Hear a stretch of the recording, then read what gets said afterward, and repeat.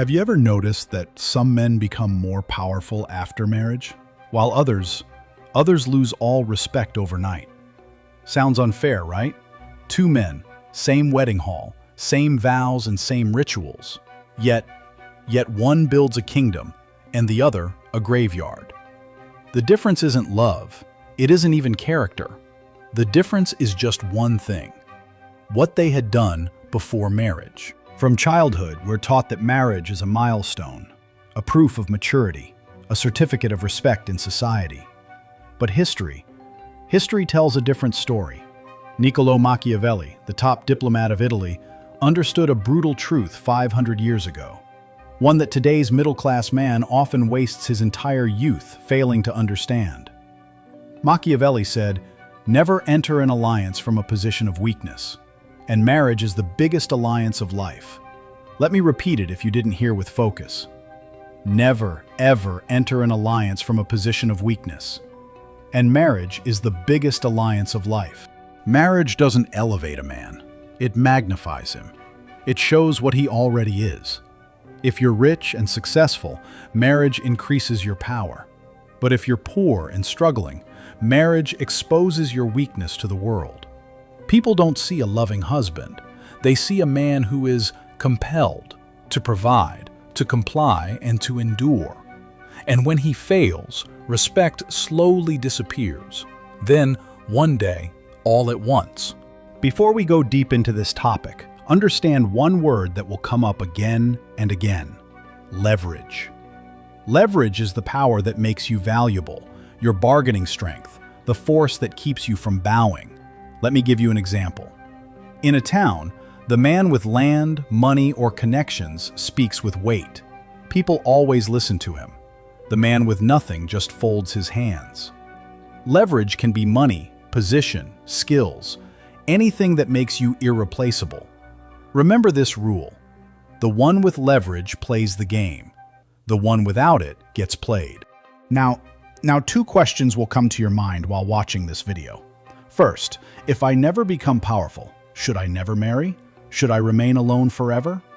Second, if I'm already married and stuck in this trap, am I just wasted? I'll answer both at the end. First, you need to understand how deep this problem goes. Let me tell you a real story from my life experience. A few years ago, I saw this with my own eyes. A man married at 23, very early. His wife was a government school teacher in a town with a secure job and a steady salary, possibly double his income. The problem, her posting was fixed. Transfers were difficult, so he stayed in the same area, searching for nearby work. He was a machine operator, earning $37,800 to $41,200, stuck in the same role for 5 years.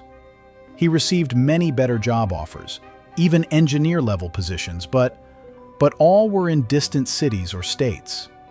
If he were single, he could have taken the risk, moved and built himself, but he couldn't. His wife's job was fixed, the house was fixed, the location was fixed. His entire career trajectory got locked into a geography. 5 years passed.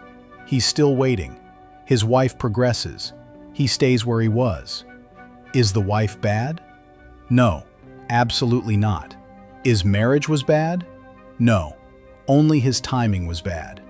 He married before building himself. This is the invisible cage. It has no chains and no lock.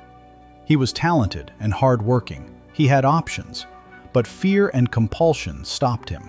Where fear enters, leverage exits. This is the early marriage trap, and it's happening all around you. Poverty isn't a sin, nor a stain on your soul, but it strips a man of his most important weapon: leverage. The world understands only one language, the language of power. When a man is poor, every decision he makes is judged through weakness. Truth sounds like an excuse. His loyalty looks like dependence. Love looks like need. Society praises the simple, humble man. But in the real world, he gets hit the hardest. We call marriage sacred. In reality, it's a ruthless negotiation. everything is measured. How much you earn, how much you can give, how much you can endure. A poor man doesn't enter marriage as an equal partner. He enters as a liability, hoping to be tolerated.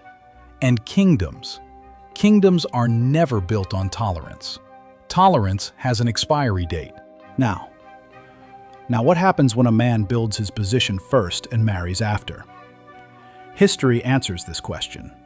Napoleon Bonaparte, the most powerful conqueror of Europe, also married. But his approach was different and strategic. He married Josephine strategically.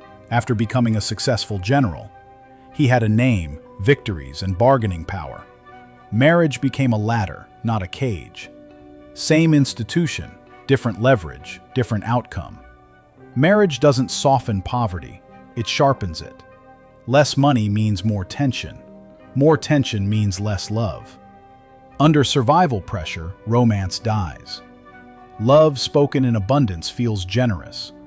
Love spoken in scarcity feels like obligation. The middle class is sold a dangerous lie. Marriage brings stability. We'll struggle together and succeed. Comforting, and therefore dangerous. Marriage rewards capacity, not intention. It respects results, not effort. Now, what happens when a man builds his position first and marries after?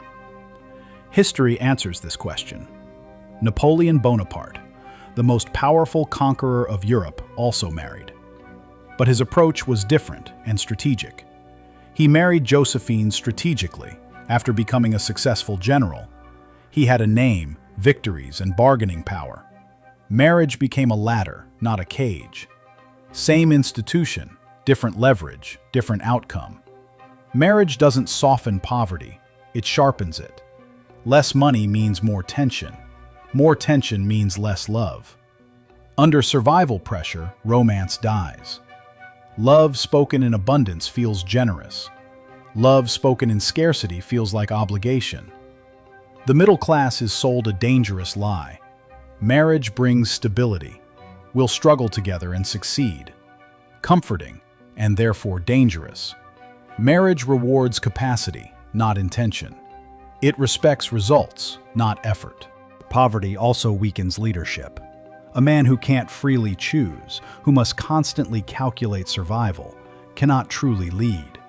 Marriage often requires quick, firm decisions, but poverty creates hesitation. Slowly, life moves into survival mode, not growth mode. Now compare this with men who waited. Men who delayed marriage not because they feared commitment, but because they prioritized building themselves first. They focused on skills, income, direction, and purpose. When they eventually committed, they entered from strength. That strength gave them flexibility, options, freedom, the ability to build something larger, sometimes even empires. This leads to the core rule: timing matters more than emotion. Marriage entered from strength becomes an alliance, two people choosing each other freely. Marriage entered from poverty becomes a negotiation under pressure. And negotiations under pressure almost never benefit the weaker side. So let's answer the two real questions. First, power does not mean becoming a billionaire. Power means having options. It means being able to say no without fear. It means having a stable income, some savings, a clear direction, and mental strength. If these basics are missing, rushing into lifelong obligations only adds pressure. Fix your system first. Second, if you're already married, you're not finished. You're not wasted. But you must become serious about priorities. Increase your earning power. Upgrade your skills. Take back authority in small, everyday decisions. Stop over-explaining yourself. Act with intention. This path is difficult, but it is possible. Society will criticize this way of thinking. It will label you selfish, afraid of responsibility, or obsessed with power. Those labels are warnings, not insults. Poverty itself isn't shameful. Binding yourself while powerless is shameful. Power respects those who wait until they can afford both commitment and refusal. Without resources, commitment isn't loyalty, it's exposure of your weakness. So ask yourself honestly, are you willing to build power first, before binding yourself to anyone? If this hit, you already know the answer. Choose power first. Tell me in the comment below. I choose power.